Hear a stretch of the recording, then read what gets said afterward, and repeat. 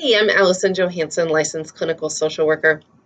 And I just wanted to introduce myself and let you get a little bit of a voice and a face to the words that you see on a website.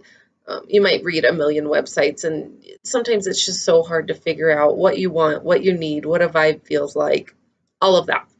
So hopefully this helps a little bit.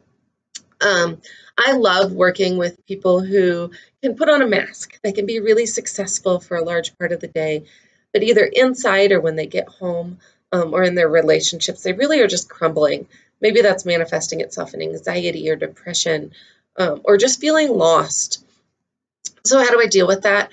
I work a lot with skill building. My catchphrase is I want to work myself out of a job. I want you to be able to gain the skills that you need so that you no longer need me at some point in your life. So, we'll talk a lot about mindfulness, and not necessarily pop psych mindfulness that you might read in the magazines, but more just awareness of your day to day life. Taking yourself out of autopilot so that you can start to make decisions and gain a little bit more control over what's going on. Talk a lot about identity and defining yourself and your roles. Sometimes that changes constantly, and sometimes we forget to reevaluate who we are in our identity. I talk about thoughts being thoughts, not facts, and starting to gain a little bit more control over those thoughts that start to lead our lives and our emotions. And I talk a lot about being able to ask for what you want and say no, being able to really advocate for yourself, and sometimes even figuring out what you want is the first step in that. I'm also trained in EMDR, which is a really neat therapy that essentially reprocesses memories so that they can be memories instead of feeling like you're reliving it on a day-to-day basis. Like triggers just keep coming up and you keep being reminded of it and it keeps tearing you down. We can actually reprocess that so that it becomes just a memory. And I can talk more to you about that if you decide that that's a good fit for you.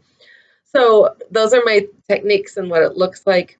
Give you a little bit of an idea of what that might look like in your day-to-day life. This video for myself, I use some of the skills I teach.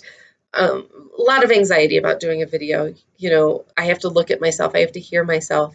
And so with that came a lot of avoidance. It took me a long time to be able to finally put this video up. And the excuses that were going through my head once I started realizing my avoidance was, what if I have a bad hair day?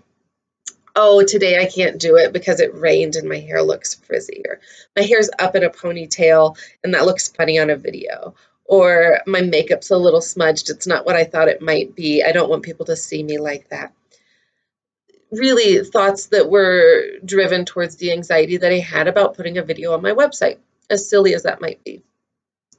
So, reached into my bag of tricks, things that I teach other people, started recognizing some of those thoughts and started using them for productivity. Started questioning some of them. You know, is this factual? Does this really matter? If I want people to see who I am, maybe they need to see me with a bad hair day. Maybe I just need to do this and see what it's like, that opposite action, and started really reevaluating what that might look like. Now, here you are looking at a video on my website, so it obviously worked for me. So that's just a really silly, small example about how these skills might play a part and how they can get you a little bit more active in meeting the goals of your life. Love to talk to you. Please feel free to give me a call. I'd love to see if we're a good fit.